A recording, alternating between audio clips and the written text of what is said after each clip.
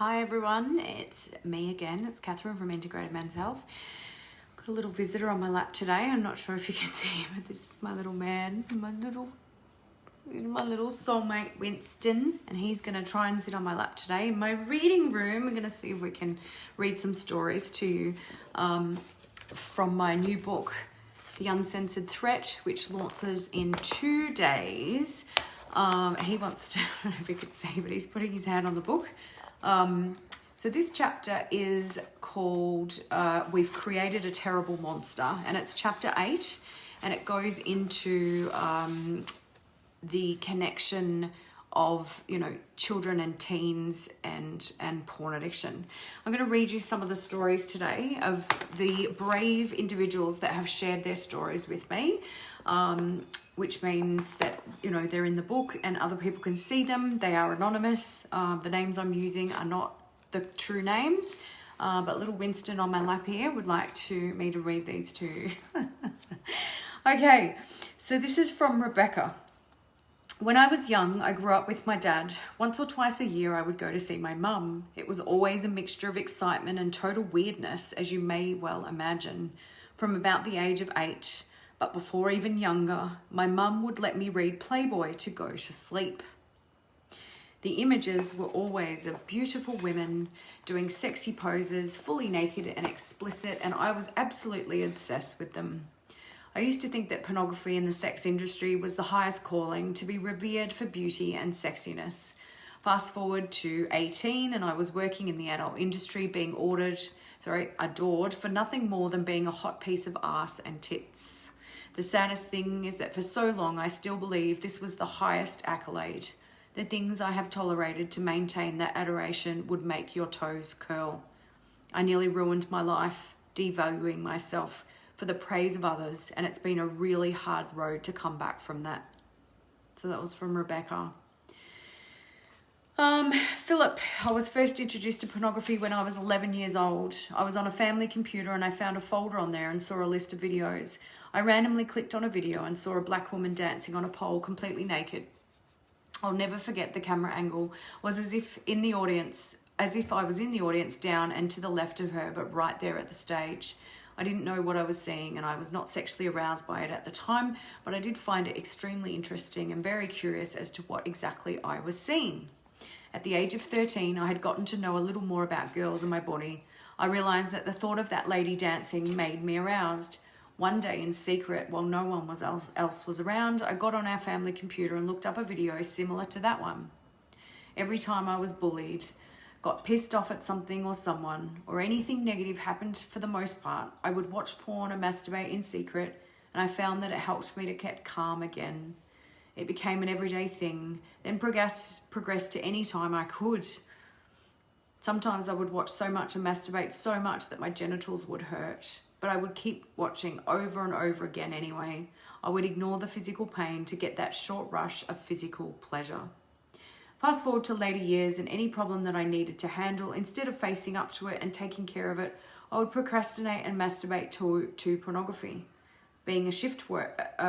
Before a shift at work, I would need to masturbate and watch porn. Before doing an assignment, I would need to do it just to medicate the anxiety, anger, stress, or whatever emotion I was feeling. By the end of 7th grade, and as this problem got worse, I began to avoid eye contact with people. My self-esteem took a huge drop. I would begin to stutter when I spoke, would begin to have brain fog. I would have outbursts of anger where I would punch walls and knock down things. I would lie to friends and family about my accomplishments just to make myself look good in their eyes, knowing good and well that it wasn't true. This little dog on my lap has his head on my wrist. You want to say hello? Oh, say hi. Okay, sorry, interrupted. He's trying to, I'll just set you up a bit. There we go. I was extremely passive and never asserted myself. And again, I could not get an erection to save my life. In college, I became sexually active, but almost every single time I tried to have sexual intercourse, no matter how much I was attracted to the woman, I would not be able to get an erection. As I graduated college, got married, and started my life with my wife, I noticed that my porn use was changing. Not in the frequency, it was already a lot, but in what I was watching. I started off watching women dancing, then people having sex, then videos with the girls in certain positions, or else I could not orgasm. Then it was interracial pornography, she-male videos especially, and finally, at its absolute worst, I was watching gay sex videos in order to orgasm. I was so afraid to have sex for fear of failure, erectile dysfunction, that my wife and I did not have sex for 3 years after we were married. My wife wanted children and so did I, but we couldn't have them with me not having sex with her. Okay, that's another one. Let me see, how many do we have? Yep, okay. Another one here is from Robert, not his real name. I first discovered masturbation and porn images when I was 12. I remember feeling guilty and ashamed of it because I didn't know what it was. I only knew that it was pleasurable. When I was 14, I watched my first pornographic movie, and from then on I was addicted to it. I began downloading content online. I progressed from vanilla to kinkier versions like BDSM. I started to become more withdrawn and reclusive than usual. I had no real sense of purpose, direction, or identity. It consumed time that I could have spent doing much more productive things, or on being creative, or talking with others, or meeting girls. I spent a lot of time at night browsing and viewing porn, time which I could have otherwise spent sleeping, which ruined my sleep cycle. Porn would blind me from dealing with reality. It made me inept at taking control of myself and my individuality. It made me unable to appreciate the present moment because I would be preoccupied with erotic fantasies. Unfortunately for me, I lived in a toxic environment, a narcissistic father, and this only made matters worse. I used porn as a crutch. It helped me overcome pain, fear, anxiety, and processing emotions. It was a band-aid that gave the illusion of healing and made the wounds much deeper instead. I would engage in sexting with multiple online partners and live out erotic fantasies in chat rooms online. I would seek out and be part of groups in social media that had sexual content. This led to me leading a double life. So thank you for sharing that one. Another one is Eric. Eric first saw porn when he was about 11 years old. At first it was coming from a place of curiosity and excitement, but then it became much more than that. He recalls being interested in sex much earlier on than most kids, and didn't feel like he had a way to explore sex or women until he found porn. Growing up, I had a lot of social anxiety and very low self-worth, he says. By 12 to 13 years old, I would fake sick days from school just so I could be alone and watch porn. The depression and anxiety got worse and I had no one to talk to. I would disconnect from people, I would disconnect from my emotions, I would disconnect from life.